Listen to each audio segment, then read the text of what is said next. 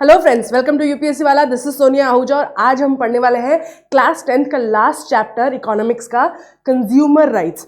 लेकिन ये chapter start करने से पहले दो छोटी सी बातें कर लेते हैं। सबसे पहले I want to apologise in advance because I am feeling a little under the weather and I have a little bit of cough. So अगर मेरे वॉइस के कारण आपको थोड़ा डिस्ट्रैक्शन होता है तो I want to apologise in advance. Please bear with me. Second, class 3 chapter 3 money and credit में मैंने आपसे कुछ सवाल पूछे थे और आपने मुझसे कुछ सवाल पूछे थे, तो पहले हम फटाफट उनका जवाब दे देते हैं। सबसे पहला क्वेश्चन था, what is the difference between commercial and cooperative banks. तो मेन डिफरेंस जो होता है कमर्शियल और कोऑपरेटिव बैंक्स के बीच में, आप नाम से समझ सकते हैं। कमर्शियल बैंक्स यूजुअली कॉमर्स उनका मेन एम होता है, प्रॉफिट उनका मेन एम होता है। वो लोगों को, इंस्टीट्यूट्स को, ऑर्गेनाइजेशंस को, बिजनेसेस को, सबको लोन देती हैं, ठीक है। और उनका मेन जो काम होता है ना, वो कई ज़्यादा एरिया में होता है। लाइक दे आर इधर नेशनल और इंटरनेशनल, या तो पूरे देश में उनके बैंकिंग सर्विसेज अवेलेबल होती है या पूरे वर्ल्ड में। वेयर एज कोऑपरेटिव जो होते हैं ना, कोऑपरेटिव से समझ में आ रहा है कॉरपोरेशन, मतलब कुछ लोग मिलकर ये बैंक बनाते हैं। These are usually banks that only give loan to its own members and they are small and they are made from the people who are the account holders, right? तो commercial जो banks होती है ना, उनका aim होता है maximizing the profit of the company, whereas cooperative banks जो होती है ना, इनका ज़्यादातर यूज़ होता है to make sure कि लोगों को बैंकिंग सर्विसेज अवेलेबल करवा सके उन एरियाज में जहाँ यूजुअली कमर्शियल बैंक्स नहीं जाना चाहते, जहाँ पे रिस्क ज़्यादा है या कोलेट्रल नहीं है। तो that is one of the main difference. But उसके अलावा कोऑपरेटिव और कमर्शियल बैंक्स बहुत डिफरेंट होते हैं, इसलिए I have given the comprehensive answer here that you can pause and read. So there is a difference between the meaning of these banks, who they operate with, governing act, कि भाई कौन सा government का act है जिसके through ये govern कर रहे हैं, ये बने हैं, उनका पर्पस क्या है, एरिया ऑफ ऑपरेशन क्या है, कहाँ कहाँ काम करती है, बोरोवर्स कौन है जो लोन लेता है इन बैंक से, ओनरशिप किस, ये बैंक की ओनरशिप किसके पास है। किसी ने इसका जवाब ये दिया है कि कमर्शियल बैंक्स प्राइवेट होते हैं, कोऑपरेटिव पब्लिक होते हैं। That's a wrong answer because commercial bank can be both public and private, so that's not right. उसके अलावा there are other differences as well, like regulatory framework, the rules and regulations that the commercial banks and cooperative banks have to follow are also different. Governance कैसा होता है, कौन करता है, interest rate क्या होते हैं डिपॉजिट के ऊपर, प्रॉफिट कैसे डिस्ट्रीब्यूट होता है और प्रॉफिट रिटेंशन इन रिजर्व्स कैसे मेंटेन करते हैं, इन सब चीज़ों को लेकर डिफरेंस होता है कोऑपरेटिव और कमर्शियल बैंक्स में। But the main difference again is that of size.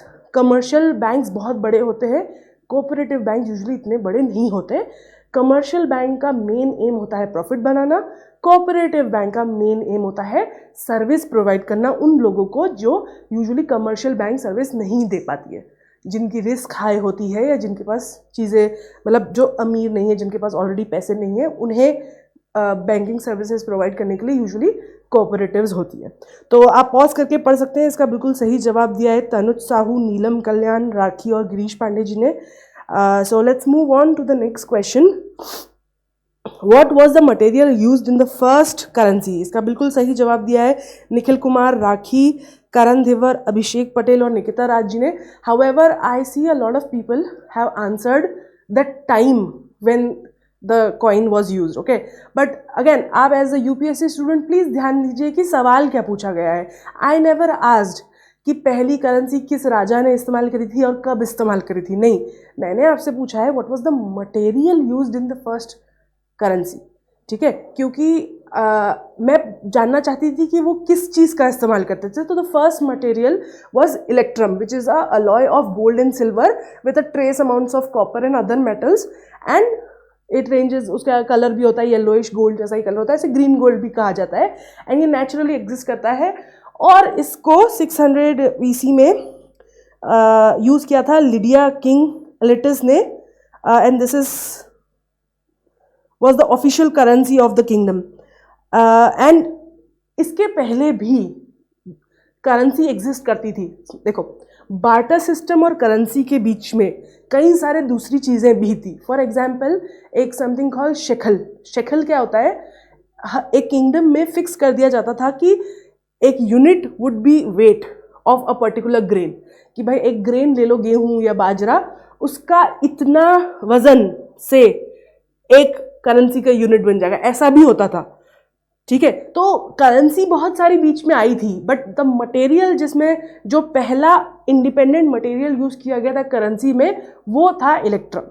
So that's the right answer. इससे हमने एक चीज सीखी है कि आप क्वेश्चन नहीं समझ रहे हो।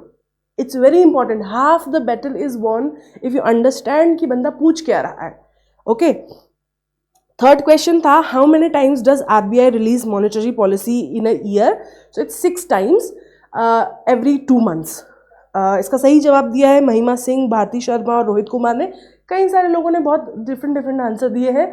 आई want to know what is the confusion because of which people have given varied answers. क्या आपने कहीं और से पढ़ा है? प्लीज़ लेट मी नो कि भाई यहाँ लिखा है 4 या 6 या 10, तो वी कैन डिस्कस कि सही क्या है। Finally I would like to shout out streak 7, Pranay Kumar, Ayushi Shukla, Shubham Shaikh, Mahnaz, Anish, Vaidika Chaudhary, Farooq Hussain and Himanshu Siddharth. Thank you so much for joining the class.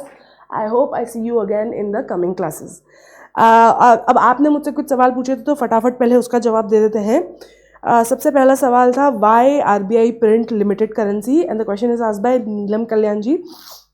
RBI limited currency क्यों प्रिंट करती है, अनलिमिटेड करेंसी क्यों नहीं प्रिंट करती? इसको नुआंस है इसका बहुत ज़्यादा, लेकिन let me make it as quick as possible. जब हम बैंक से लोन लेते हैं तो बैंक के पास वो पैसा कहाँ से आता है? वो किसी ने डिपॉजिट किया होता है, तो वो पैसा रीयूज़ करती है बैंक हमें लोन देने के लिए। बट जब आरबीआई जो है वो पैसा देती है गवर्नमेंट को चलाने के लिए, तो जब आरबीआई पैसा कहाँ से लाती है? वो प्रिंट करती है। ठीक है, एंड प्रिंट करने के लिए सर्टन रेगुलेशंस है, रूल्स है, कुछ एसेट्स रखने पड़ते हैं, उसकी बेसिस पे रूल पे कितना प्रिंट किया जाएगा वो डिसाइड किया जाता है। It is not free for all कि जितना मन मर्जी है उतना प्रिंट कर दो, क्योंकि पास्ट में हमने देखा है जिस भी कंट्री ने मनगढ़ंत तरीके से प्रिंटिंग करी है अनलिमिटेड, हाई इन्फ्लेशन देखा है और इकोनॉमी कोलैप्स हो जाती है।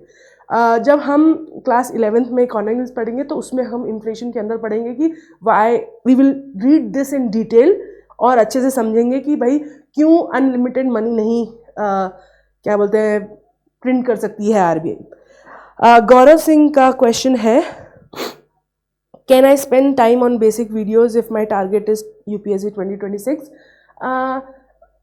Yes, you can. I have friends जो 2-3 बार यूपीएससी का एग्जाम दे चुके हैं, but still when they are revising वो वीडियोस देखते हैं मेरे कई बार, मुझे कहते हैं कि okay I have watched all of your videos when I was revising class 9 का इकोनॉमिक्स। एंड उन्होंने तो कई बार दे चुके हैं, पहली बार भी नहीं दे रहे हैं। तो I mean it all depends on कि कितना यूजफुल है आपके लिए। अगर आपको लगता है कि आपका टाइम वेस्ट हो रहा है by watching videos because you know YouTube is bit distracting, तो आप you can always go to your own notes. It is a selective process, but we try to keep these classes as condensed as possible. हम कोशिश करते हैं कि जितना जल्दी, जितने लिमिटेड में बराबर इन्फॉर्मेशन दे सके वो हम आपको दें। तो if you find it useful you should watch it, and 2026 के हिसाब से you have a lot of time, you should definitely watch videos if that something that helps you study. अगर वीडियो देखने से आपकी पढ़ाई आसानी से होती है तो आपको बिल्कुल देखना चाहिए। महनाज ने एक सवाल नहीं, उन्होंने एक कमेंट छोड़ा था, आई थिंक कि सिंपल भाषा में कोलेट्रल इज़ गिरवी रखना। I would want to disagree on this, I have to because it's wrong. दोनों कॉन्सेप्ट आई कैन अंडरस्टैंड कि आपको कन्फ्यूजन क्यों हुआ कि भाई गिरवी रखना और कोलेट्रल सेम है, लेकिन गिरवी रखने को इंग्लिश में हम बोलते हैं मॉर्टगेज। ओके, और मॉर्टगेज जो होता है ना, तो मॉर्टगेज और कोलेट्रल कॉन्सेप्ट एक साथ आता है, पर वो दोनों चीज़ें काफ़ी अलग अलग है, because mortgage is a agreement between two people, lender and borrower. ठीक है, मॉर्टगेज हम बोलते हैं अग्रीमेंट को कि भाई हमारे दो लोगों के बीच में हुआ है, जो एक पैसा दे रहा है, अब उसके बदले वो किस बिना पे पैसे दे रहा है आपको, किस चीज़ के बदले दे रहा है, वो कोलेट्रल कहलाई जाती है। तो कोलेट्रल इज दैट ऑब्जेक्ट या दैट असेट जो लेंडर जो है उसके गारंटी पे दे रहा है, ठीक है। तो yes, I can understand why they seem similar, collateral and गिरवी रखना या mortgage, but they are not the same concept. The key difference you can understand is, जब हम मॉर्गेज करते हैं तो ऑलरेडी हम कोई ओन करते हैं प्रॉपर्टी, कोई एसेट जो ऑलरेडी हमारे पास है, जैसे कि गोल्ड हो गया, इन्वेस्टमेंट हो गया, ईसॉप्स हो गए, घर हो गया, कार हो गया, ये हम ऑलरेडी ओन करते हैं, इसका पूरा पेमेंट हो चुका है, उसको हम गिरवी रखवाते हैं, मॉर्गेज करते हैं, उसके ऊपर लोन लेते हैं दूसरी चीज़ों के लिए। वेरएज कोलेट्रल जो होता है ना, वो किसी भी प्रकार के लोन में दिया जा सकता है, ठीक है। कोलेट्रल क्या होता है, जब आप यूजुअली कोलेट्रल ऐसे भी होता है कि भाई मैं ये घर खरीदना चाहता हूँ और इस घर को खरीदने के लिए मुझे पैसे चाहिए, ठीक है, तो मैं बैंक से बोलूँगा कि भाई ये ज़मीन है, ये मैं खरीदना चाहता हूँ और इसके लिए पैसे दे दो, ये ज़मीन इटसेल्फ विल बिकम कोलेट्रल। इसीलिए मतलब आपको और कुछ अलग से देना नहीं पड़ेगा, अगर आप पेमेंट नहीं कर पाते हैं तो वो ज़मीन बैंक खुद ही ले लेगा। तो collateral can be lot of different things, okay. So no, they are not the same thing, they are part of the same concept but not the same thing. उसके बाद कई सारे लोगों ने फिर से सवाल पूछे हैं नोट्स को लेकर। किसी ने मुझे कहा कि हट जाओ, हमें कंटेंट नहीं दिख रहा है। तो आप पीडब्ल्यू के बुनियाद बैच में जा सकते हैं, पीडब्ल्यू के ऐप पे, और वहाँ पे जाके एनसीईआरटी बेसिक्स में आपको मेरे सारे लेक्चर इकोनॉमिक्स के और उनके नोट्स आपको पीडीएफ फॉर्म में मिल जाएंगे। तो you will not have to pause and watch and you will not be disturbed by my presence in the class, and you can आराम से बैठ के read कर सकते हो सारे notes. So let's move on to the chapter itself, consumer rights. तो अभी तक हमने जो चीज़ पढ़ी है उसका एक छोटा सा recap हम इस तरीके से कह सकते हैं कि भाई इकोनॉमिक्स में हम वो चीज़ें पढ़ते हैं, things that we need to do to have a good life, एक अच्छी ज़िंदगी जीने के लिए जो हमें चाहिए, उसे उस सिस्टम को हम इकोनॉमिक्स बोलते हैं। और उस सिस्टम में प्रोडक्शन होता है, ठीक है, लैंड और रिसोर्सेज का इस्तेमाल करके उत्पाद किया जाता है, प्रोड्यूस किया जाता है चीज़ों को जो हम फिर यूज़ करते हैं या खरीदते हैं। कंज्यूमर राइट्स इज बेसिकली लोग, जो कंज्यूमर कौन होता है, सबसे पहले ये समझ लेते हैं कि कंज्यूमर कौन है। जब भी कोई चीज़ प्रोड्यूस होती है, जब भी उसका इस्तेमाल होता है, यूज़ होता है, यूटिलाइजेशन होता है, वो उसे हम कंज्यूमर बोलते हैं, वो उसे हम कंज्यूम करना बोलते हैं, और जो कर रहा है उसे कंज्यूमर कहा जाता है। तो that means we are all, every person on this planet who is using and buying things, unless आप कंप्लीटली सोसाइटी से अलग रह रहे हो और बिल्कुल खुद से उगा के खा रहे हो और आप कुछ भी किसी से नहीं खरीद रहे हो, depending completely on nature, if you are that person तो आप सिर्फ नेचर के कंज्यूमर है। But otherwise you are consumer in the sense everything that you buy और use, whether it is provided to you. अगर आपको गवर्नमेंट भी free में प्रोवाइड कर रही है तो भी आप कंज्यूमर हैं। कंज्यूमर कौन होता है? वो इंसान जो इस उत्पाद का, इस प्रोडक्शन का इस्तेमाल करता है, ठीक है। तो कंज्यूमर राइट्स क्या होते हैं? कुछ अधिकार दिए जाते हैं उन लोगों को जो कि ये चीज़ें खरीदते हैं, क्योंकि अब लोग क्यों बेच रहे हैं चीज़ें? पैसा कमाने के लिए, राइट। तो क्या चीज़ है जो उन्हें रोक रही है कि वो आपको पागल बना के पैसा ले ले कि मैं आपको ये बहुत बढ़िया चावल है, ये पता नहीं मैं 7 समुंदर पार होके ये चावल आए हैं और ये 1000 रुपये किलो है और इसको खा के आपको देवी शक्ति आ जाएगी। समथिंग हैज़ टू, कोई ऐसे आपको बेच दे और कोई पागल बना दे, तो क्या चीज़ रोक रही है लोगों को? तो उसके बारे में हम बात करेंगे कि भाई कैसे ये इकोनॉमी के रूल्स, एक तरीके से इकोनॉमिक्स के जो रूल्स रेगुलेशन हैं जो मेंटेन करते हैं कि भाई जिस चीज़ का आप पैसा दे रहे हो और जो चीज़ बेचने वाला कह रहा है कि वो बेच रहा है वही आपको मिले, इसको कैसे फंक्शन करता है ये हम इस चैप्टर में पढ़ेंगे जिसका नाम है consumer rights. So first thing is we participate in the market. हम मार्केट में पार्टिसिपेट करते हैं अगर या तो as a producer and not and और एंड हम प्रोड्यूसर्स भी हैं और कंज्यूमर्स भी हैं, राइट। तो जैसे अगर जो इंसान गुड़ बना रहा है, फॉर एग्जांपल, ये हमारा बहुत पुराना एग्जांपल हम ले रहे हैं कि शुगर केन खरीद के और शुगर केन का जूस निकाल के गुड़ बना के वो बेच रहा है, ये हम पालमपुर से एग्जांपल ले रहे हैं, राइट। तो जो भी इंसान, वो जो इंसान है जिसने ये गुड़ बनाया, वो कंज्यूमर भी है और प्रोड्यूसर भी है। क्यों? क्योंकि वो कंज्यूम क्या कर रहा है, वो रॉ मटेरियल फार्मर्स से ले रहा है, राइट। और वो प्रोड्यूस क्या कर रहा है? गुड़ प्रोड्यूस कर रहा है जो किसी को बेच रहा है। अब जो भी उस इंसान से गुड़ प्रोड्यूस करके खा रहा है वो भी कंज्यूमर है। सो हम सब कुछ चीज़ें प्रोड्यूस करते हैं और कुछ चीज़ें कंज्यूम करते हैं. So we are all, everyone in the economy is part of this market as producer as well as a consumer. As producers of goods and services, we could be working in any of these sectors as discussed earlier. As a producer, हम किसी भी industry में काम कर सकते हैं, primary, secondary, tertiary, या जिसको जैसे हम उनके अल्टरनेटिव नाम देखे थे एग्रीकल्चरल, इंडस्ट्री और सर्विस सेक्टर. तो हम as a producer of goods and services, चीज़ें, वस्तुएं और सेवाओं के उत्पादक की तरह हम इस मार्केट में एग्जिस्ट करते हैं और हम किसी भी इन 3 सेक्टर्स में से किसी एक में काम कर सकते हैं. सो consumers participate in the market when they purchase goods and services. एक कंज्यूमर मार्केट में कैसे आता है? जब वो कोई चीज़ को खरीदता है, कोई भी गुड्स या सर्विस को जब वो परचेज करता है, तब ही और she becomes part of a consumer in an economy. These are the final goods.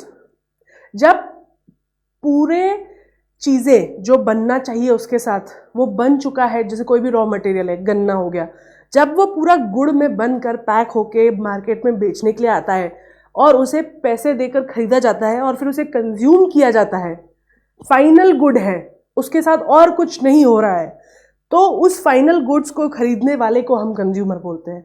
ठीक है, मतलब कि जैसे कि हमने देखा कि भाई एक बंदा है, उसने गन्ना खरीदा, फिर उसने उसका रस निकाला, उसका गुड़ बनाया, तो जो ये बंदा बीच में है जिसने खरीदा क्या, गन्ने फार्मर से, वो भी कंज्यूमर में आता है. बट उसका एम क्या है? उसका एम ये नहीं है कि वो उन गन्नों को खुद ही यूज़ करेगा, उसका एम है कि वो उन गन्नों को यूज़ करके नेक्स्ट चीज़ बनाएगा. राइट. सो हम कंज्यूमर की जब बात कर रहे हैं, हम उन लोगों की बात कर रहे हैं जो फाइनली उस गुड को खरीद के, उस चीज़ को या उस सर्विस को खरीद के अपने लिए यूज़ कर रहे हैं, उन्हें हम यहाँ पे कंज्यूमर बोलेंगे, उनकी बात कर रहे हैं. Now there are certain rules and regulations. कुछ नियम कानून होते हैं जो कि फॉलो करना पड़ता है ताकि जो कंज्यूमर है वो उसे वही मिले जो उसे प्रॉमिस किया गया है. ठीक है, जब एक कंज्यूमर जाता है मार्केट में कुछ खरीदने के लिए, तो अगर वो 100 रुपये देकर कोई चीज़ खरीद रहा है, तो जो रूल्स और रेगुलेशन है ना, वो हेल्प करते हैं ये चीज़ को मतलब फिक्स करने में कि वो जिस चीज़ की जितना अमाउंट दे रहा है उसे वही चीज़ मिल रही है और सही चीज़ मिल रही है. ये रूल्स और रेगुलेशन जो है, इसे हम कंज्यूमर राइट्स में पढ़ते हैं. इंडिविजुअल कंज्यूमर्स, जो अकेला इंसान होता है, एक इंडिविजुअल है जो अपने घर जा रहा है, अपना मार्केट जा रहा है, वहाँ से अनाज खरीद के घर पे आ रहा है, खा रहा है, 1 किलो चावल, 1 किलो थोड़ा थोड़ा अनाज खरीद रहा है, वो ना बहुत कमज़ोर होता है. अब वहीं अगर कोई लाखों करोड़ों रुपए में एकदम होलसेल में सामान खरीद रहा हो रहा है, तो उसके पास थोड़ी सी पावर होती है. ठीक है, कि वो जो जिससे खरीद रहा है उसको बोल सकता है कि तुमने जो माल अच्छा नहीं भेजा, मैं नहीं खरीदूंगा, अगली बार से ले जाओ अपना माल. लेकिन जो एक इंडिविजुअल होता है ना, जो एक सिर्फ जा रहा है और छोटा सा सामान थोड़ा सा खरीद के आ रहा है सिर्फ अपने इस्तेमाल करने के लिए, वो यूजुअली ना बड़े सिस्टम में बहुत कमज़ोर सा होता है, उसकी वीक पोजिशन होती है. इसलिए whenever there is a complaint regarding goods and services that had been bought, the seller tries to shift the responsibility to the buyer. यहाँ पर जो खरीदार है वो कमज़ोर है, एक ही इंसान है, थोड़ा सा ही खरीद रहा है, तो उसकी वॉइस में उतना पावर नहीं है, उसके पास इतना कैपेसिटी नहीं है. तो जो सेलर होता है ना, वो सारा ब्लेम अगर कुछ गड़बड़ होती है तो बायर पे डालता है कि तुम्हें देख के खरीदना चाहिए था ना, हमें क्या पता तुम घर जाकर उसे बदल आ गए हो, हमने तो सही बेचा था. ठीक है, वहीं अगर ज़्यादा बड़ा अमाउंट है तो वो बोल सकता है ना, मतलब उसके पास ज़्यादा पावर है नेगोशिएटिंग. बट एक छोटा इंडिविजुअल के पास वीक पोजीशन होती है, उसके पास इतना पावर नहीं हो सकता है कि वो एक प्रोड्यूसर से, बड़े प्रोड्यूसर से लड़ सके. देयर पोजीशन यूजुअली इज, जो सेलर होते हैं वो ये बोलते हैं, if you don't like what you bought then go somewhere else. तुम्हें अगर हमारे चावल नहीं अच्छे लगे, कहीं और जाकर खरीद लो. ठीक है, तो इससे क्या होता है, as if the seller has no responsibility once the sale is completed. Usually इस मामले में क्योंकि कंज्यूमर के पास पावर कम है, तो सेलर क्या करता है, वो ऐसे बिहेव करता है कि एक बार अगर सेल हो गया, एक बार मैंने कोई चीज़ बेच दी, तो उसके बाद मेरी कोई रिस्पॉन्सिबिलिटी नहीं है. एक बार पैसे मेरे हाथ में आ गए, सामान तुम्हारे हाथ में आ गया, तो वस्तुएं वापस नहीं की जाएगी. अगर वो ख़राब हो जाती है तो वो आपकी रिस्पॉन्सिबिलिटी. आपको नहीं समझ में आ रहा है, मत खरीदो. ठीक है, क्योंकि कंज्यूमर इज वीक, उसके पास इतना पावर नहीं है। तो इससे क्या होता है, मार्केट में एक्सप्लॉयटेशन होता है, शोषण होता है कंज्यूमर्स का, उन्हें दे आर ठगे जाते हैं by unfair practices. Unfair trade practices means what, जैसा कि मैंने कहा कि आपने अगर कुछ एक्स अमाउंट दिया है, 100 रुपये दिए हैं, उसके बदले आपको कुछ मिलना चाहिए 100 रुपये की वैल्यू का, तो वो नहीं मिल रहा है, इधर उसे खराब चीज़ दी जा रही है, कम चीज़ दी जा रही है, गलत चीज़ दी जा रही है, गलत बता के दी जा रही है। All of this are unfair trade practices. जैसे कि वेट मिसमैनेजमेंट, आपने नायक मूवी में देखा था, एक सीन था जिसमें वो जाते हैं, जो PWD का राशन वाला होता है, उसकी वो they pick up the oil container, जिससे कि वो ऑयल तोल के देते हैं और उसके अंदर ऐसा अंदर खड्डा होता है, या फिर वो तराजू के नीचे मैग्नेट लगा देते हैं, right. So that's weight mismanagement. Means कि अगर मैं 100 रुपये दे रही हूँ तो मुझे 2-3 किलो चावल मिलना चाहिए, लेकिन जो व्यापारी है, जो सेलर है, वो गड़बड़ करके मुझे उससे कम दे रहा है, और मेरे पास तो तोलने के लिए कुछ नहीं, क्योंकि आई एम तो सिंगल यूज़र ना, मुझे तो ये 2 किलो चावल लेके घर जाके पका के खाना है, मेरे पास थोड़ी ना वेइंग मशीन है। तो मैंने, अगर उसने बोल दिया, वेइंग मशीन तो सेलर ही रखता है, तो अगर वो बोल रहा है ये 2 किलो है तो मैं मान लूँगी 2 किलो है, ठीक है। Use of adulterants. अडल्ट्रेंट्स क्या होते हैं, ऐसी चीज़ें मिलाना जो उस चीज़ की वैल्यू को कम कर देती है, जैसे कि दूध में तेल मिलाना, दूध में पानी मिलाना, तेल मिलाना, हे भगवान सर्दी में मेरा दिमाग खराब हो गया है, sorry, let me have some water. तो अडल्ट्रेंट्स क्या होते हैं, जब हम किसी चीज़ में ऐसी वस्तुएं मिला देती हैं जो पता नहीं चलता है कि इसमें मिलावट हुई है, लेकिन जो चीज़ मिलाई गई है उसकी वैल्यू कम है ना। तो जैसे कि पानी और दूध, तो दूध की वैल्यू ज़्यादा है, पानी की वैल्यू कम है, तो जब आप दूध में पानी मिला देते हैं तो आप उसको दूध की वैल्यू में बेच रहे हैं, मतलब जो रिसीवर है उसको कम चीज़ मिल रही है उसके पैसे के बदले, राइट।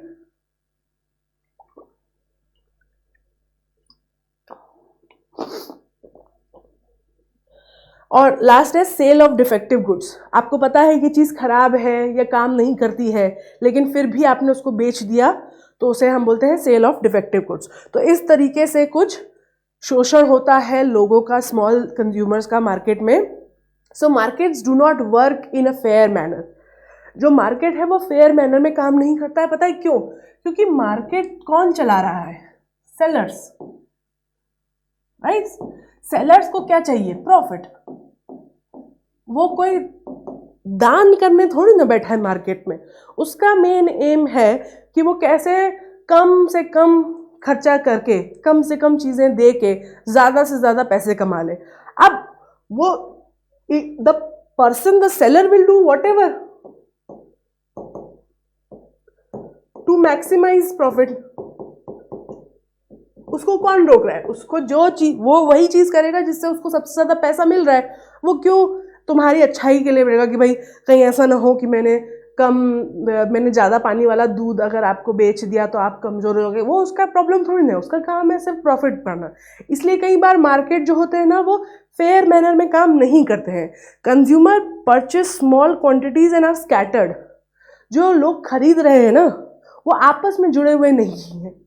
लाइक क्या होता है कि जैसे मैंने खरीद लिया, ठीक है, अब मैंने देखा ये खराब है, पर मैं क्या कर सकती हूँ, मैं अकेली हूँ, मुझे क्या पता, इतना बड़ा सेलर है, मैं क्या कर सकती हूँ। ऐसे ही करके मेरे जैसे हजारों लोग होंगे जिसको उस सेलर ने ठगा होगा, लेकिन वो सोचते हैं कि मैं अकेला क्या कर सकता हूँ। तो कंज्यूमर जो होते हैं ना, वो छोटे कंज्यूमर होते हैं, छोटी छोटी क्वांटिटी खरीदते हैं, छोटा छोटा कम अमाउंट देते हैं, और वो ना आपस में जुड़े हुए नहीं होते, स्कैटर्ड होते हैं। तो that's why they get exploited more, है ना। So what now the large companies are usually using exploitative tactics.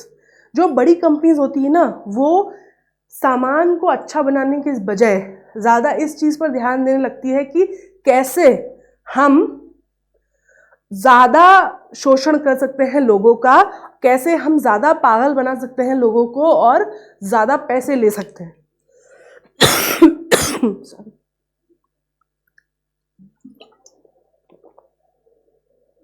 कई बार वो फॉल्स इंफॉर्मेशन भी देते हैं कि वो आपके पैकेट पे लिख देंगे कि भाई ये जो है ये जादुई है, जादुई चावल, फॉल्स इन्फॉर्मेशन देंगे कि भाई ये 2 किलो जादुई चावल है, ना तो वो जादुई है ना वो 2 किलो है ना। तो ऐसी गलत जानकारी देते हैं कंज्यूमर्स को। Hence the consumers and their rights have to be protected, क्योंकि कंज्यूमर को जब पैकेट मिल रहा है तो वो चेक नहीं कर सकता ना, उसके पास वो तरीका नहीं है चेक करने का कि जो उसे बोला गया है कि दिया जा रहा है वही है, कि भाई ये चावल जो है ये कश्मीर की पहाड़ियों में उगे हैं। कंज्यूमर, अगर मैं यहाँ दिल्ली में खड़े होकर 1 किलो चावल खरीद रही हूँ तो मुझे तो मानना पड़ेगी ना उस सेलर की बात, कि हाँ वो बोल रहा है कश्मीर में उगे हैं तो कश्मीर में ही उगे होंगे। मेरे पास क्या है राइट्स जो कि मैं उस प्रूफ कर सकूँ कि हाँ भाई ये बोल रहा है तो सच ही बोल रहा होगा।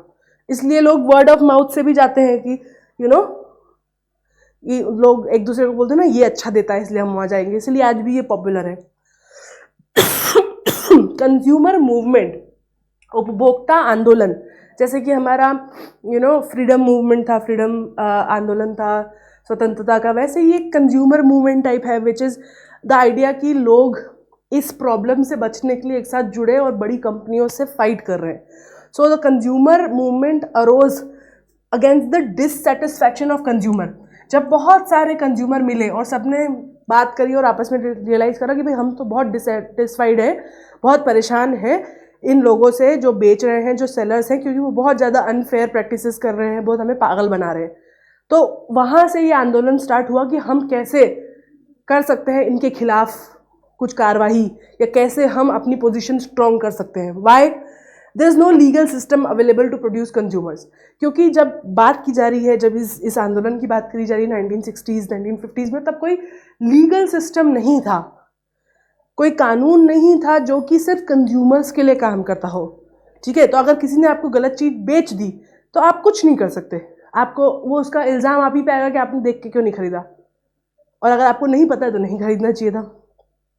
The exploitation of the market place was getting rampant. लोग एक दूसरे का गंदा प्रॉफिट के लिए जो है एक्सप्लॉइट कर रहे थे, एक दूसरे को शोषण कर रहे थे, एक दूसरे का हर जगह हर सेक्टर में। तो इस कारण से एक लीगल सिस्टम नहीं था और लोग बहुत ज़्यादा एक्सप्लॉइट कर रहे थे, इसलिए ये आंदोलन शुरू हुआ था। इसके बारे में हम और पढ़ेंगे, लाइक डिटेल्स कब स्टार्ट हुआ था, कौन थे, ये सब। बट अभी हम बात कर रहे हैं कि क्यों ज़रूरत पड़ी इसकी।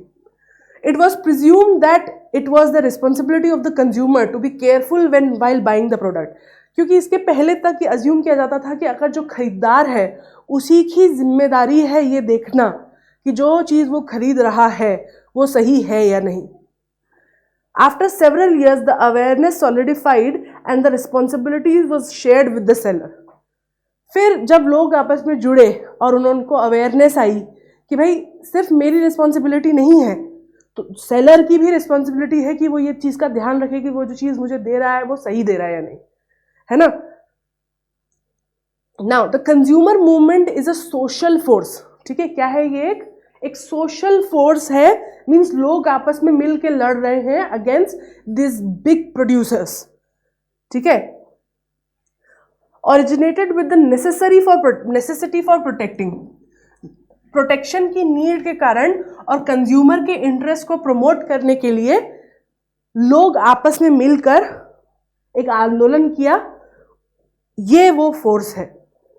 अब इसके बाद कई सारी प्रॉब्लम्स, लोग तो बात कर रहे थे लेकिन फिर भी प्रॉब्लम थी कि भाई उस समय स्पेशली जब हम कंज्यूमर इसकी आंदोलन की बात कर रहे हैं प्रोटेक्शन की, तब खाने पीने की चीज़ों की ऑलरेडी कमी थी, होर्डिंग थी कि भाई अगर लोग अब जिनके पास अवेलेबिलिटी थी वो रख के जमा कर ले रहे थे और बांट नहीं रहे थे और शेयर नहीं कर रहे थे, तो डर में भी कोई नहीं बोल पा रहा था कि अगर हम इनके खिलाफ बोलेंगे तो हमें देंगे ही नहीं, बेचेंगे ही नहीं, और हमारे पास ऑप्शन नहीं है, तो जो दे रहे हैं जो बोल रहे हैं वो करना पड़ेगा।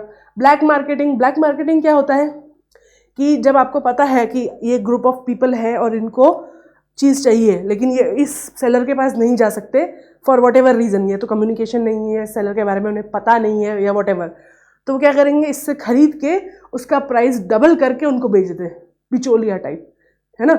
तो ब्लैक मार्केटिंग उसको बोलते हैं। अडल्ट्रेशन ऑफ फ्रूट प्रोडक्ट्स, किसी और के बदले किसी और चीज़ को बेचना, खराब चीज़ को बेचना या उसमें कुछ सस्ती चीज़ मिला के बेचना, ठीक है, घी की जगह डालडा मिला के भेजना, ये जो होता है ना अडल्ट्रेशन, ये बहुत ज़्यादा बढ़ गया था.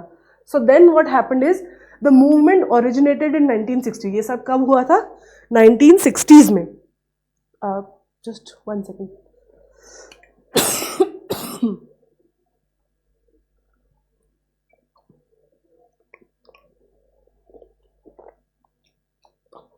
नाइनटीन सिक्सटीज़ में ये मूवमेंट स्टार्ट हुआ था. 1970s में जाके ये मैच्योर हो गया था. काफ़ी लोग इसके साथ जुड़ चुके थे, लोगों को अंडरस्टैंडिंग हो गई थी कि भाई हाँ, हम सबको एक साथ जुड़ना है, बात करनी है ताकि हम अपने आप को ऑर्गेनाइज कर सके against the seller. 1970s the movement matured. Consumer organisations, ठीक है, involve themselves in various activities like writing articles and holding exhibitions. ये जो लोग आपस में मिलकर क्या करने लग गए? ऑर्गेनाइज करने लग गए खुद को बड़े बड़े ग्रुप्स में, और आर्टिकल लिखने लग गए न्यूज़पेपर में, मैगजीन में, कि भाई ऐसा भी होता है, ऐसे भी धोखाधड़ी हो रही है, आपको सावधान रहना चाहिए. और उसके बाद वो एग्जीबिशंस करने लग गए ताकि वो लोगों को दिखा सके कि भाई आप कैसे चेक कर सकते हो कि आपको जो चीज़ मिल रही है वो सही है या नहीं, है ना. कि मतलब अगर आपको ये पर्टिकुलर चावल है, ये बोल रहा है सेलर की यहाँ से खरीदे हुए हैं, ठीक है, तो आप कैसे चेक कर सकते हो कि वहीं से खरीदे हुए हैं. या फिर जैसे कि चीज़ें जो आप चेक कर सकते हो उनको जलाकर या उनको धूप में रखकर, जिनसे रंग बदल जाए. Whatever things can be done to check to check whether the thing that is being sold is authentic और नॉट. जो चीज़ आपको बेची जा रही है वो वही है जो वो बोल रहा है या नहीं, ये चेक करने के लिए एग्जीबिशंस लगाने लग गए ताकि लोगों को पता चले कि क्या करना है. Many consumer groups were formed. कई सारे ऐसे ग्रुप फॉर्म हुए थे all over the country. They looked into the mall practices. जो ये माल प्रैक्टिसेस थी राशन शॉप में, और ओवर क्राउडिंग, ठीक है. तो जैसे कि नायक मूवी में हमने देखा था ना, इस तरीके से लोग आपस में मिलके कि एक दूसरे को बताने लग गए कि ये ऐसा ऐसा हो रहा है, इस चीज़ का तुम ध्यान देना कि भाई तुम खरीदने जा रहे हो चावल तो एक बार तराजू के नीचे देख लेना मैग्नेट तो नहीं लगा हुआ है, हाँ. तो ये, और या फिर इस दुकान पे मत जाओ, ये वाला जो सेलर है ये ख़राब है, ये पैसे काटता है, मतलब सामान में मिलावट करता है. तो ऐसे करके ये लोग एक दूसरे को, और स्पेशली जो प्रॉब्लम थी ना वो थी एक तो माल प्रैक्टिस इन राशन शॉप और दूसरा over crowding in public transport, ठीक है. वो ये दो मेन प्रॉब्लम्स थी जो लोगों को सबसे ज़्यादा खटक रहे थे. तो इसके अगेंस्ट दे स्टार्टेड, क्योंकि एक लिमिट होती है ना, बस में आप इतने ही लोगों को बिठा सकते हो, ज़्यादा लोगों को बिठाओगे तो सेफ्टी कंसर्न हो जाती है. तो क्योंकि लोग गरीब थे, उनके पास ऑप्शन नहीं था, तो जो ये व्यापारी हैं ये मिसयूज़ कर रहे थे लोगों का, उनकी कमज़ोरी का मिसयूज़ कर रहे थे, उनको पागल बना रहे थे. So the movement succeeded in bringing pressure on the business firms. ये मूवमेंट जो है ये प्रेशर लाया, उसने जो है जो बिजनेस फर्म्स है उनको दबाव डाला उन पर, एज वेल एज गवर्नमेंट. इन ग्रुप्स ने, पब्लिक ग्रुप्स ने सरकार को भी बोला और बिजनेस फर्म्स को भी बोला कि तुम भी पहले तो ये सब करो मत, और गवर्नमेंट को बोला कि ये कर रहे हो तो तुम क्या कर रहे हो, तुम्हारी रिस्पॉन्सिबिलिटी है जनता, ये पागल बना रहे जनता को, तुम बैठ के देख रहे हो. तो ये जो ग्रुप है इन्होंने ना सिर्फ बिजनेस फर्म्स को पकड़ा बट गवर्नमेंट को भी बोला कि तुम भी रिस्पॉन्सिबल हो. दे करेक्टेड बिजनेस कंडक्ट. जो गलत बिजनेस कर रहे थे उनको पकड़ा, उनको सही बिजनेस करने के लिए बोला कि ऐसे नहीं ऐसे करना है, which may be unfair against the interest of consumer at large. A major step in 1986. तो उसके बाद 1986 में एक मेजर स्टेप आया, इंडियन गवर्नमेंट ने इनेक्ट किया the Consumer protection Act 1986, also known as COPRA. तो इसके ऊपर कई सारे सवाल आ सकते हैं कि भाई ये क्या है कोपरा एक्ट, उसमें क्या लिया गया है, कब आया था, क्यों आया था.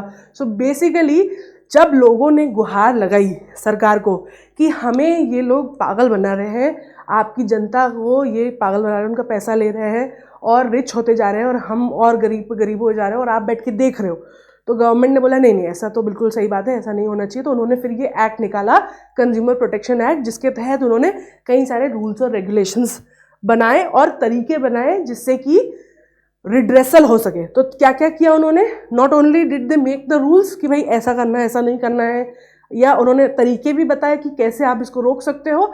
उसके अलावा अगर आपके साथ गलत हो रहा है तो उसको कैसे उसको ठीक किया जा सकता है, उसका भी एक सिस्टम बनाया. तो वो सब कंज्यूमर एक्ट के अंदर आता है, हम उसके बारे में आगे पढ़ेंगे। लेकिन पहले हम इंटरनेशनल प्लेटफॉर्म पे क्या हो रहा है इसको लेकर उसके बारे में समझते हैं। सो 1985 में यूनाइटेड नेशंस की गाइडलाइंस आई थी कंज्यूमर प्रोटेक्शन पे। This was a tool for a nation.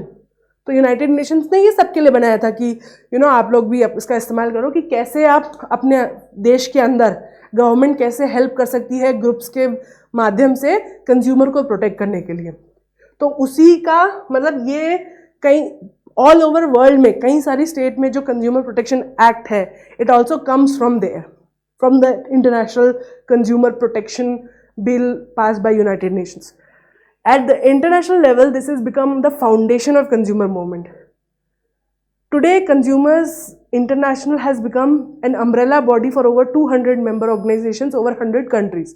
तो आज के समय में करीब 200 मेंबर ऑर्गेनाइजेशंस है 100 कंट्रीज से जो इसके अंदर काम करती है। क्योंकि आपको ये भी समझना है कि 1985 का टाइम आप समझो, कई सारी इकोनॉमीज खुल रही थी, उसके 5-6 साल बाद तो इंडिया भी खुल गया था। तो अगर आपको देश के अंदर ये सब हो रहा है तो ठीक है, लेकिन बाहर से हो रहा है तो क्या करोगे?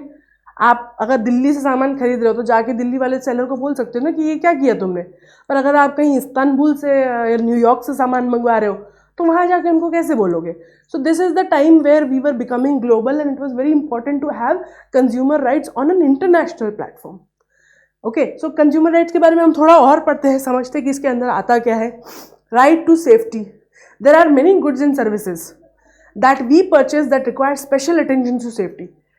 देखो, अगर चावल थोड़े से मतलब सस्ते आ गए, कोई बात नहीं, ठीक है, सस्ते आ गए, थोड़ा आपको धोखाधड़ी हुआ, ठीक है, दूध में थोड़ा पानी मिल गया, कोई बात नहीं।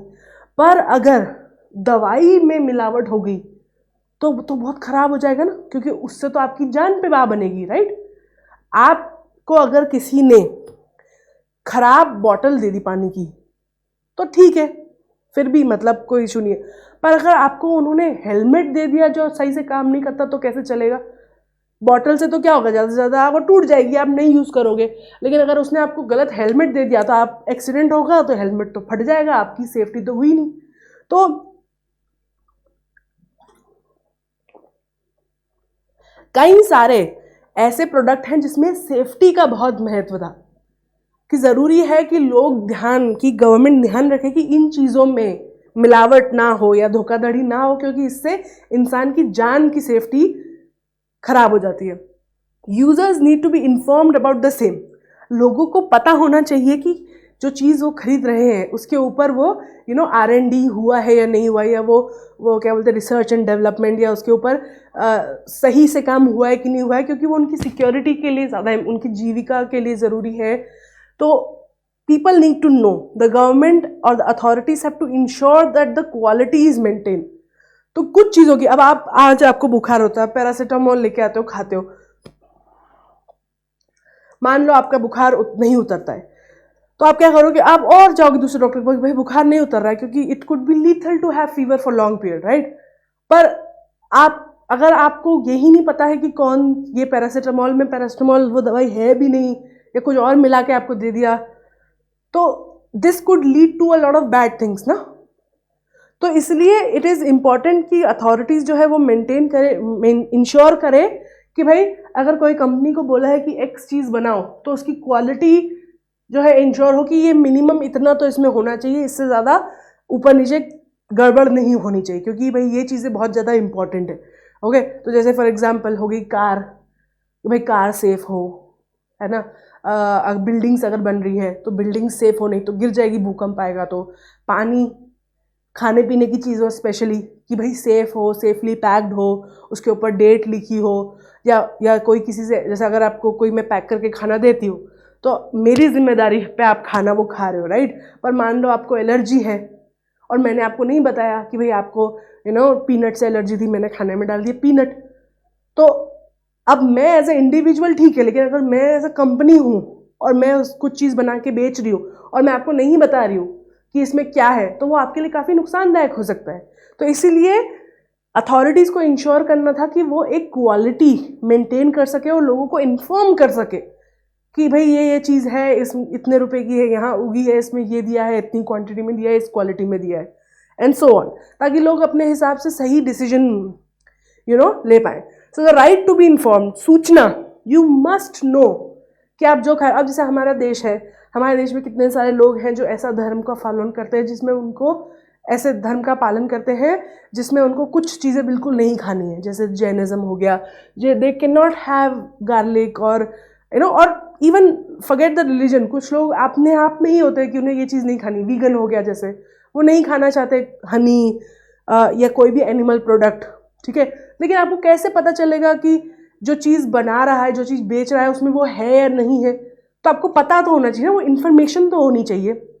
सो the users have the right to be informed. इस कोपरा एक्ट के तहत जो इस्तेमाल करने वाला इंसान है, यूज़र है, कंज्यूमर है, उसको पता होना चाहिए कि जो गुड्स और सर्विसेज उसको वो खरीद रहा है उसके बारे में, कि उसमें क्या है, क्या नहीं है, कैसे है, डायरेक्शन ऑफ प्रॉपर यूज़, किसका इस्तेमाल कैसे करना चाहिए, और instruction for washing and providing several good services, ठीक है। कि अगर कोई भी चीज़, जैसे मैंने आपको कोई चीज़ बेची, शर्ट बेची, ठीक है, और मैंने आपको उसके बारे में कुछ नहीं बताया, ये लो शर्ट बहुत अच्छी शर्ट है, पहन लो, ठीक है, आप घर गए, आपने उसको वॉशिंग मशीन में डाल दिया, चिथड़े चिथड़े हो गए, ठीक है। तो आपको पता होना चाहिए ना कि मैं एज अ सेलर आपको बताऊं कि भाई इसको वॉशिंग मशीन में मत डालना, तो चिथड़े चिथड़े हो जाएगा, ये बहुत सॉफ्ट है, इसको हाथ से धोना, राइट। और अगर या फिर बोल सकते हैं कि अगर मैं आपको कोई चीज़ बेच रही हूँ और मैं उस पर लिखूँ ही ना कि भाई इसमें इसको आपको पकाना होता है, ठीक है, इसको ऐसे ठंडा नहीं खा सकते, या कि आप अगर इसको पकाना चाहते हो, माइक्रोवेव में डालना चाहते हो, तो कि भाई डब्बा समेत डाल दो कि डब्बा माइक्रोवेवेबल है या नहीं है।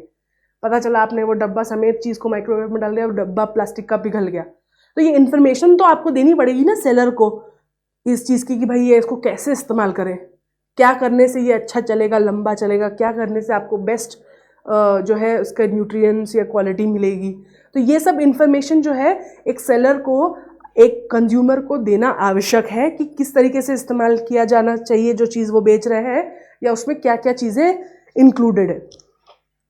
Expiry date and MRP. MRP क्या होता है? मिनिमम रिटेल प्राइस, मतलब कि मैक्सिमम रिटेल प्राइस, की इस वस्तु की इतनी वैल्यू है, इससे ज़्यादा में नहीं, तो इससे ज़्यादा में आपको खरीदना नहीं चाहिए। लेकिन ये भी होता है ना कि हम कहीं जाते हैं और पानी की बोतल 50 रुपये की मिल रही है, फिर आप उठा के देखते हो कि भाई इस पर तो एमआरपी 20 रुपये लिखा, तो तुम 50 का काहे बेच रहे हो? तो एमआरपी क्या करता है? एमआरपी आपको बताता है कि ये चीज़ कितने तक मैक्सिमम आप उसमें पैसा दे सकते हो, इससे ज़्यादा नहीं देना है। और एक्सपायरी डेट क्या होता है कि भाई कोई चीज़ मैं अगर आपको बेच रहा हूँ तो उस पर लिखा हो कि ये इस दिन तक अच्छी रहेगी, उसके बाद इसमें खराबी हो सकती है, या ये चीज़ की इतनी शेल्फ लाइफ है, ठीक है। जैसे अगर दूध या पनीर है तो वो कुछ, बट दूध, पनीर, दही, ब्रेड, इन सब की एक्सपायरी डेट बहुत छोटी होती है, 10-15 दिन होती है, कुछ चीज़ों की 6 महीने होती है, कुछ चीज़ों की साल भर होती है, राइट। तो वो आपको बताना पड़ेगा कि ये जो प्रोडक्ट है ये कितने समय तक सही है और उस समय के बाद ये ठीक नहीं है, एक्सपायर हो जाता है। तो एक्सपायरी डेट और एमआरपी प्रिंटेड होना चाहिए।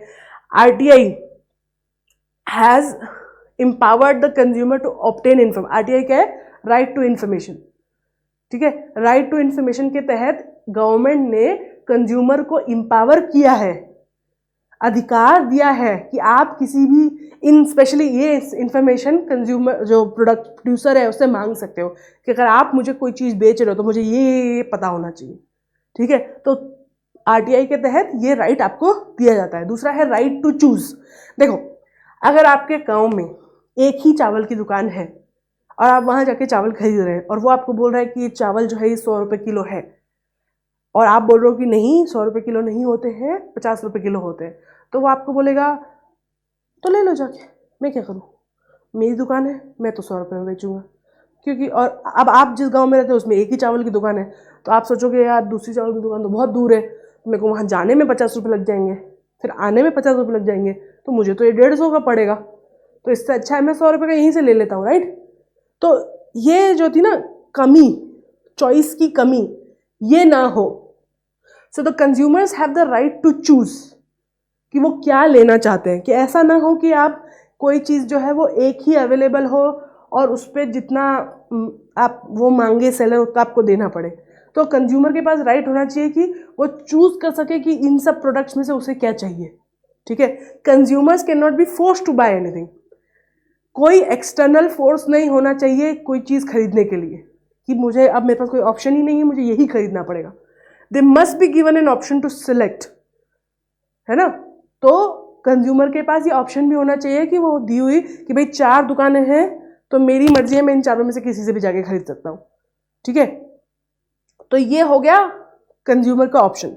अब ये 2 चीजें, तो these are the 2 things that COPRA gives to the consumer. ठीक है, एक तो कि आपको पता होना चाहिए कि क्या है, और दूसरा आपके पास चॉइस होनी चाहिए, इंफॉर्मेशन होनी चाहिए और चूज करने का ऑप्शन होना चाहिए. अब मान लो ये दोनों दिया है लेकिन फिर भी आपके साथ धोखाधड़ी हो गई, तो क्या करोगे? जस्टिस कैसे करोगे? मतलब आपने कोई चीज़ पे लिखा हुआ था कि ये 100 ग्राम है और 4 कंपनी है जो ये चिप्स बनाती है मान लो, और चारों कंपनी ने अपने अपने डेट लिख दिए कि भाई पोटैटो चिप्स और ये एक्सपायरी डेट है, ये इसका मैक्सिमम प्राइस है. आपने खरीदा पर कुछ गड़बड़ हो गई, आप उससे बीमार हो गए या वो सही नहीं निकला या क्वालिटी अच्छी नहीं है, और पर अब आपने तो खरीद लिया. तो अब नाउ व्हाट विल हैपन?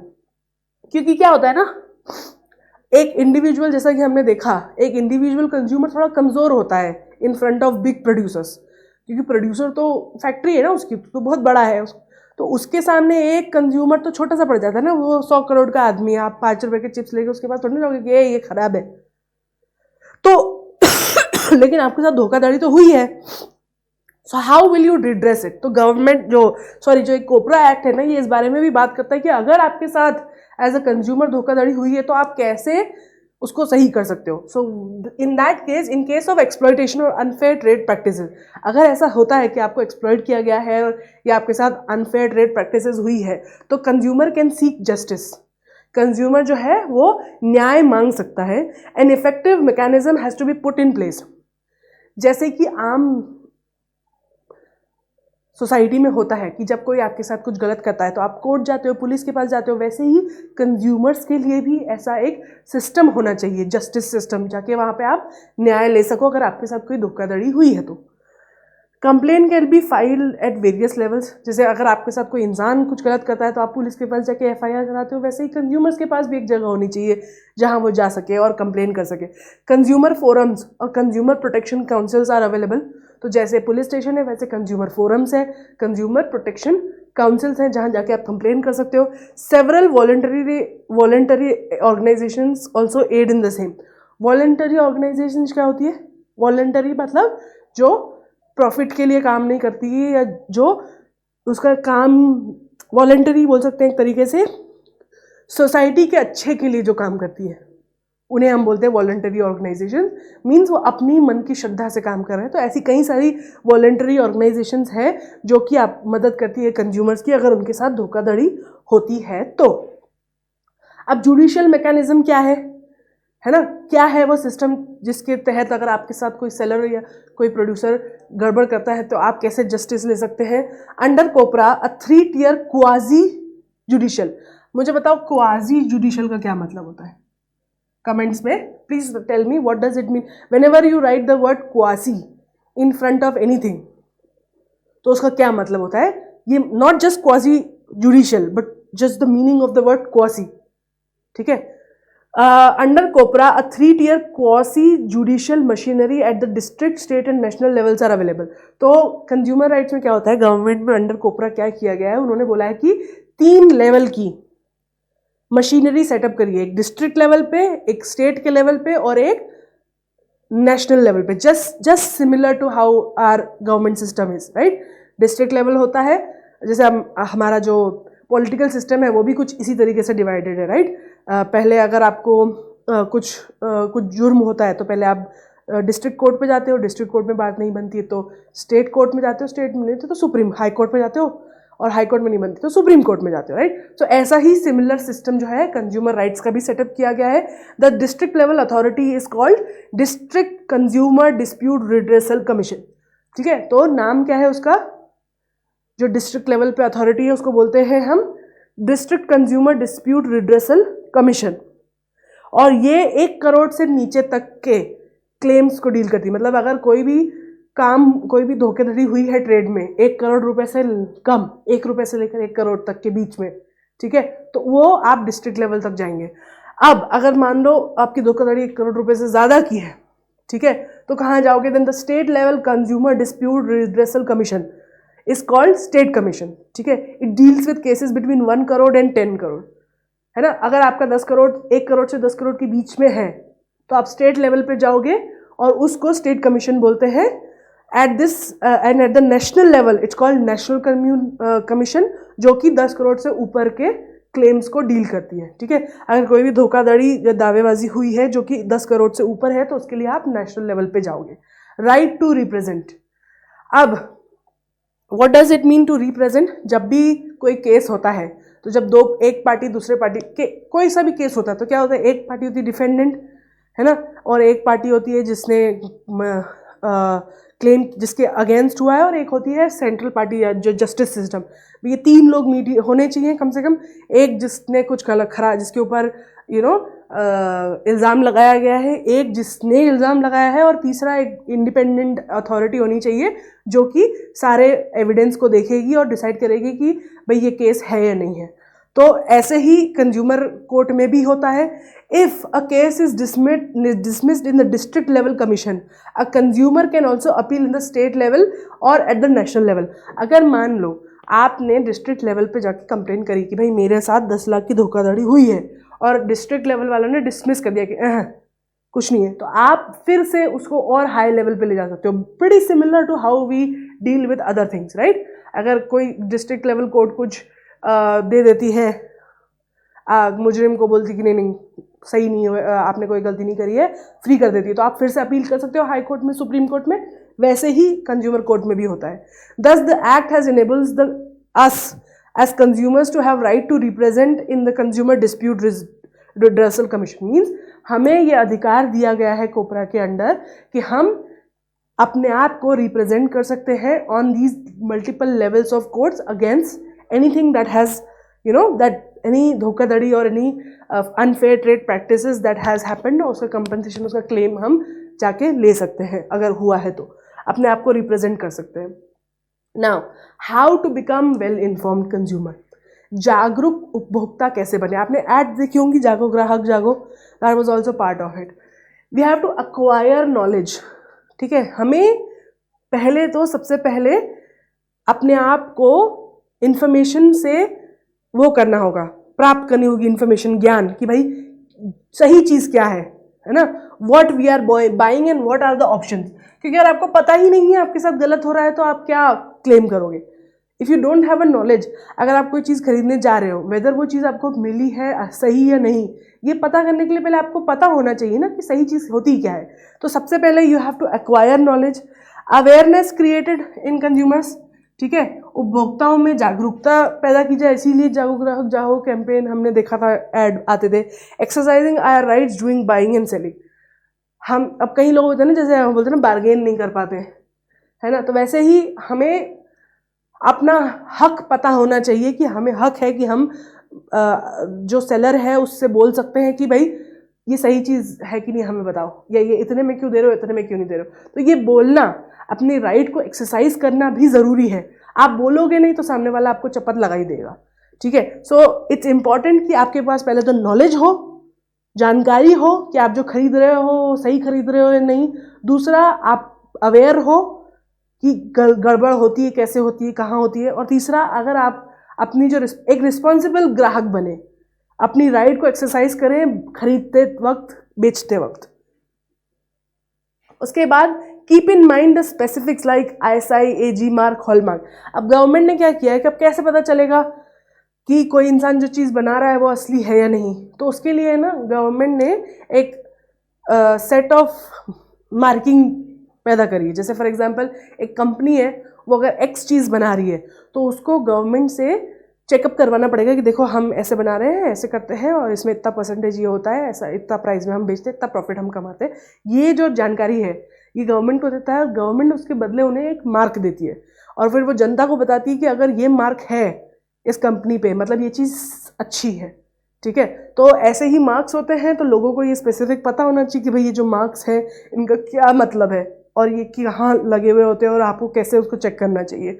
उसके बाद जैसे आजकल बहुत ज़्यादा आ रहा है कि गोल्ड के पीछे, गोल्ड की चीज़ें जब खरीदते हैं तो उसके पीछे एक मार्किंग लिखी रहती है। अगर वो मार्किंग नहीं है तो that means you don't know where that gold is coming from, it can be stolen और इट कैन बी रीमेल्टेड। तो ऐसे ही जैसे आप कुछ भी कुकर खरीद रहे हो तो उसके ऊपर मार्क होना चाहिए कि वो अच्छी कंपनी ने बनाया है, सिक्योरिटी का ध्यान रखते हुए। वैसे ही हेलमेट आप खरीद रहे हो तो आपको देखना होगा कि भाई उसके ऊपर जो है प्रॉपर उसकी सेफ्टी चेकिंग हुई है या नहीं हुई है, उसका एक मार्क होता है। तो गवर्नमेंट जो है अप्रूव करती है और फिर सेलर्स यूज़ करते हैं एज अ क्वालिटी मार्क कि हाँ, अगर हमें ये मार्क छापने की इजाज़त गवर्नमेंट देता है जब हम एक कोई टेस्ट पास करते हैं। फिर दो लोगों को, कंज्यूमर्स को पता चलता है कि हाँ भाई ये मार्क लगा हुआ है तो ये चीज़ सही होगी। उसके बाद these logos and certification help consumer to get assured quality while purchasing goods and services. ये जो चिन्ह है जो कि गवर्नमेंट देती है, प्रमाण देती है सेलर्स को, ये मेक श्योर करता है कि हम जब कोई चीज़ खरीद रहे हैं तो हमें अश्योरेंस हो कि ये अच्छी क्वालिटी का होगा, है ना। तो हमें अपने आप को अवेयर करना चाहिए कि ये कौन से मार्क्स हैं और कहाँ पे लगे होते हैं और कैसे हमें चेक करना है कि ऑथेंटिक है या नहीं। The organizations that monitor and issue these certificates allow producers to use the logos provided they follow certain quality standards। ठीक है, तो क्या होता है कि रेगुलर बेसिस पे चेक किया जाता है कि अगर हम लोग एक्स कंपनी है, उसको मैंने हॉलमार्क दे दिया SI का कि हाँ तुम्हारा जो सामान है वो बढ़िया क्वालिटी का है, लो ये SI मार्क लगा लो। तो ऐसी ऑर्गेनाइजेशन होती है जो continuously over the period monitor करती है कि हाँ ऐसा तो नहीं कि मार्क ले लिया एक बार मुझसे पर्चा और उसके बाद खराब चीज़ें बना रहे हैं। तो वो रेगुलर बेसिस पे चेक करती है। इससे क्या होता है कि हमें एश्योरेंस मिलता है कि अगर गवर्नमेंट अलाउ कर रही है इस कंपनी को ऐसे मार्क लगाने में तो मतलब वो कंटिन्यूसली चेक कर रही है कि वो अच्छा प्रोडक्ट बना रहा है या नहीं बना रहा है।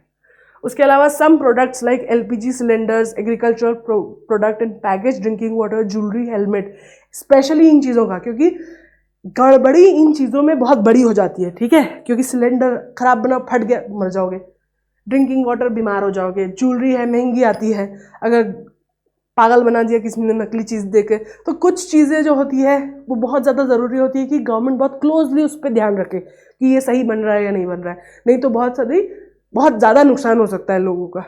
तो जितना महंगी और इम्पॉर्टेंट चीज़ होती है उतना उसका गवर्नमेंट ध्यान रखती है कि वो अच्छे से प्रोड्यूस हो रहा है या नहीं हो रहा है।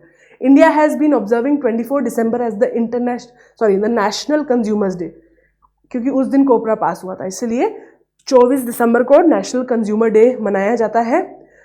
इस दिन ये कंज्यूमर एक्ट जो है 1986 में इंडियन पार्लियामेंट में पास हुआ था। India is one of the countries that have exclusive authority for consumer redressal, मतलब India one of those countries है जिसमें एक स्पेशल ऑर्गेनाइजेशन है जो रिड्रेसल का काम करती है। ठीक है, India is one of those only few countries जहाँ पे एक पूरा सिस्टम बना हुआ है, एग्जीक्यूटिव अथॉरिटी, जिसमें कंज्यूमर की शिकायतों पर काम किया जाता है। ये हर कंट्री में नहीं है इतने इस तरीके से। There are more than 2000 consumer groups in this country, but उसमें से कुछ 50-60 ही हैं जो ऑर्गेनाइज्ड हैं और रिकॉग्नाइज्ड हैं तो बहुत सारे, पर 50-60 ही हैं जो अच्छे से काम करते हैं। ठीक है, इश्यूज एंड चैलेंजेस। अब और चुनौतियाँ क्या है, मुद्दे क्या है जो अभी भी हमें खड़क रहे हैं। Redressal process is cumbersome, expensive and time consuming. अब एक बात बताओ कि अगर ज़िंदगी में कितनी सारी प्रॉब्लम्स होती है, एक आम इंसान देखो, उसका पति पत्नी होगा, माँ बाप होंगे, माँ बाप बीमार हो सकते हैं, बच्चे हैं स्कूल जा रहे हैं, घर के काम होते हैं, ऑफिस का स्ट्रेस होता है, बिजनेस का स्ट्रेस होता है। इस बीच में अगर आपको किसी ने 50 रुपये की खराब चीज़ पकड़ा दी तो क्यों जाओगे कोर्ट के चक्कर लगाने? बिकॉज इट्स कम्बरसम, इट्स बहुत ज़्यादा मेहनत वाला काम होता है, एक्सपेंसिव होता है, टाइम कंज्यूमिंग होता है लड़ाई करना, तो लोग क्यों ही जाना पसंद करेंगे। दूसरा, sometimes filing and challenging in a court is something people don't want to do. हमारे दिमाग में कोर्ट में जाना, बहुत लोग डरते हैं उससे, बिकॉज उनको पता है कि बहुत चक्कर लगाने पड़ते हैं, जूते घिसने पड़ते हैं, सरकारी स्पेशली अगर काम हो तो लोग नहीं करना चाहते, क्योंकि उनको लगता है कि कहाँ किस चक्कर में पड़ जाएंगे, छोड़ो जाने दो। और इसका इस प्रॉब्लम का या इस इशू का फिर ये जो प्रोड्यूसर्स और सेलर्स हैं ये इस्तेमाल करते हैं कि उन्हें पता है ये लोग ज़्यादा कुछ करेंगे नहीं, क्योंकि कोई भी कोर्ट नहीं जाना चाहता। Lack of cash memos.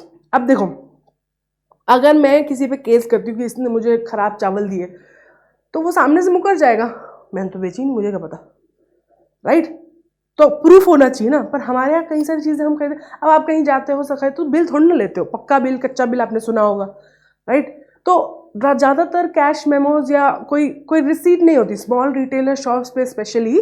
कुछ आप बड़ा खरीद रहे हो जैसे कंप्यूटर या गाड़ी तो फिर भी आपको बिल मिलता है, लेकिन छोटी छोटी दुकानों पे जहाँ पे कम पैसे वाली चीज़ें बेची जाती है वहाँ पे कोई बिल नहीं बना रहा, कोई लिख नहीं रहा। तो कोई जब तक कोई प्रूफ नहीं है, तो आपने देखा होगा जो कोर्ट होती है ना, कोर्ट के आगे वो लेडी होती है जिसके हाथ में तराजू होती है, उसके आगे पे पट्टी बंधी रहती है, क्योंकि कानून अंधा होता है, कानून को प्रूफ चाहिए।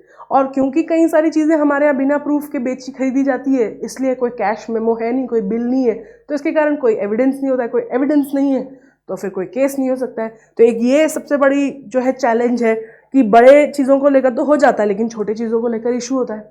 Issues with small retails go unnoticed due to the triviality, trivial जो बोलते हैं ना, छोटा है यार, 50 रुपये की चीज़ खराब हुई, ठीक है छोड़ दो, कौन पीछे पड़ेगा 50 रुपये के चक्कर में, राइट। तो क्योंकि कभी कभी चीज़ें इतनी छोटी होती तो लोग भी उस पर इतना ज़्यादा फोर्स नहीं करते हैं, ठीक है, या इतना ज़्यादा उस पर ध्यान नहीं देते। लेकिन आपको ये देखना होगा कि एक इंसान के लिए तो वो छोटा होगा 50 रुपये, लेकिन ऐसे 50 रुपये करते करते करते करते करते प्रोड्यूसर तो बहुत ज़्यादा कमा जाता है, राइट। तो उनके क्योंकि ऑर्गेनाइज्ड नहीं है ना, हम ज़्यादा मेहनत नहीं करना चाहते क्योंकि हमारे लिए इट्स अ स्मॉल अमाउंट 50 रुपये, लेकिन ऐसे करके वो बहुत सारे लोगों को अगर ठग देता है तो उसके पास तो बहुत सारे पैसे हो जाते हैं, right. So that's one of the biggest issue. उसके अलावा अनऑर्गेनाइज सेक्टर जो है, मतलब वो सेक्टर जैसे कि हमने अनऑर्गेनाइज सेक्टर देखा था पिछले क्लास में भी, जिसमें हमने बात करी थी of sectors where there is no what do we call this, क्या काम हो रहा है, कितना हो रहा है और किस समय हो रहा है, वो ध्यान नहीं दिया जाता है, क्योंकि अनऑर्गेनाइज सेक्टर्स के लिए कोई रूल्स रेगुलेशंस नहीं होते, वो फॉलो नहीं करते, ठीक है। तो वहाँ पे और ज़्यादा प्रोटेक्शन की ज़रूरत होती है वर्कर्स की, because they don't have a lot of rights. और वो अनऑर्गेनाइज सेक्टर हमेशा अनरिकॉग्नाइज्ड ही रहता है, अनप्रोटेक्टेड ही रहता है। Some rules and regulation are not followed, like for example MRP। अब आप जैसे कि कई बार आपने देखा कि अगर वही पानी की बोतल जो 20 रुपये की आपको सब जगह मिलती है, लेकिन अगर आप कोई स्पेशल जगह पे चले जाओगे, फॉर एग्जांपल कोई मूवी थिएटर, अब movie theatre are very famous for this, जो पॉपकॉर्न का पैकेट आपको इजीली बाज़ार में 20 रुपये का 40 रुपये का मिल जाएगा, वो 300 रुपये का मिलता है। जो समोसा वही बाहर आपको 20 रुपये का मिल रहा है, वो अंदर 300 रुपये का मिलता है। तो कई सारी प्लेसेस ऐसी हैं जो MRP के ऊपर चार्ज करती है simply because they can, right. आप जैसे मैंने एक एग्जांपल ये पहले भी दिया था कि अगर आप अपने पास वाले होटल में जाके मैगी खाओगे तो आपको वो 10 रुपये वाली मैगी 20 रुपये में बिकेगी, पर वहीं अगर आप माउंट एवरेस्ट के बेस कैंप पे जाओगे तो आपको कोई 20 रुपये में मैगी नहीं देगा, बिकॉज वहाँ तक जाना बहुत मुश्किल हो जाता है। तो MRP के साथ रूल्स ना फॉलो करने के भी कई सारे इश्यूज होते हैं कि लोग नहीं करते हैं या नहीं कर सकते हैं because issues. So reinforcement, reinforcement means कि कैसे हम अपने कंज्यूमर प्रोटेक्शन को, अब जो ये प्रॉब्लम्स हमने देखी कि भाई कंज्यूमर प्रोटेक्शन के साथ ये इश्यूज है, तो इसको सॉल्व करने के लिए गवर्नमेंट और क्या रीइंफोर्स कर रही है। तो सबसे पहले COPRA was amended in 2019 making it more stronger. Buying and selling on internet was included, क्योंकि अभी तक जो ये बाइंग सेलिंग की बात हो रही थी 1986 में, ये फिजिकल बाइंग और सेलिंग की बात हो रही थी, राइट। लोग दुकान से जाके खरीदते थे, लेकिन अब तो हम बाय सेल इंटरनेट पे करते हैं, तो वहाँ और प्रॉब्लम। भाई अमेजोन से फ्लिपकार्ट से कोई पैकेट आया, आपने मंगवाया था फ़ोन, आ गया साबुन की बट्टी, तो क्या करोगे। तो इसलिए 2009 में जो कोपरा को रीइंफोर्स किया गया था, तो उसमें इंटरनेट पे जो परचेसिंग और बाइंग और सेलिंग होती है उसको भी इंक्लूड किया गया था। अप्रोप्रिएट मेजर्स लिए गए थे, actions to provide the same for internet settlement of dispute with the help of neutral intermediary. हमने देखा कि one of the biggest problem that we have is कि लोग इस तुच्छ सी छोटी छोटी ट्रिवियल मामूली सी बातों पर कोर्ट नहीं जाना चाहते, क्योंकि धक्के खाने पड़ते हैं। It's too cumbersome, it's too much मेहनत for a very small thing, तो वो छोड़ते हैं मरण दे, राइट।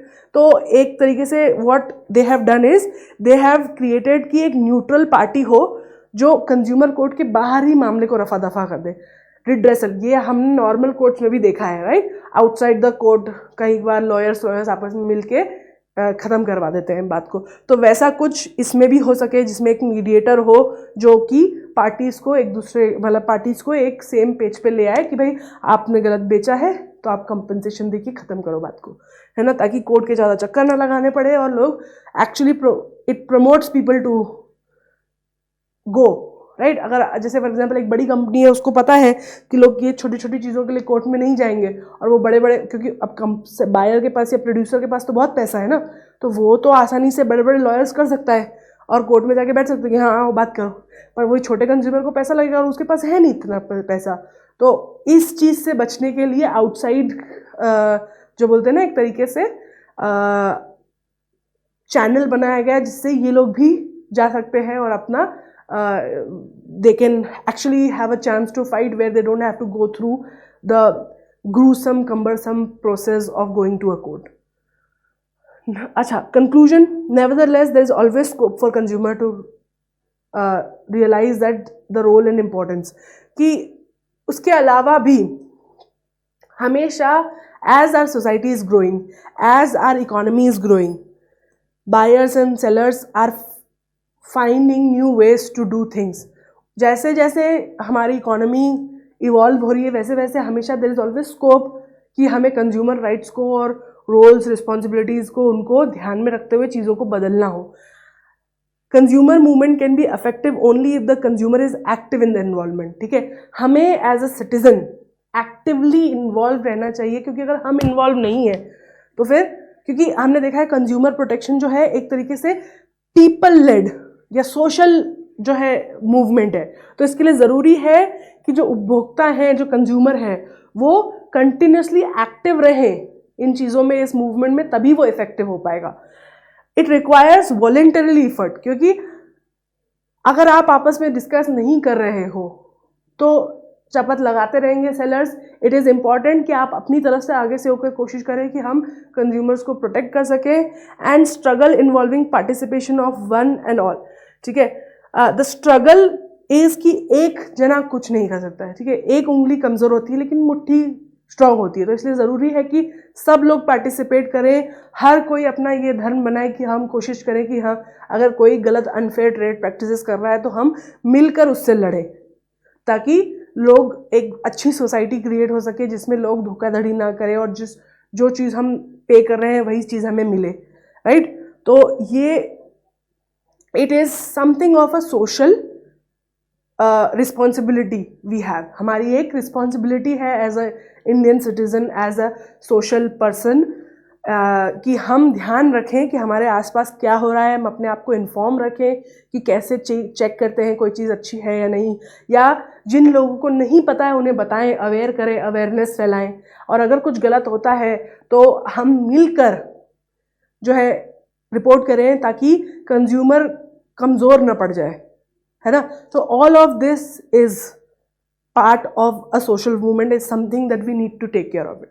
ना इससे रिलेटेड अगर आपके पास कोई भी सवाल है तो please feel free to write in the comments and I will answer it in the next few classes. Thank you so much. Again I apologise for any disruptions in the class and for my voice. Happy reading. Take care. Bye bye.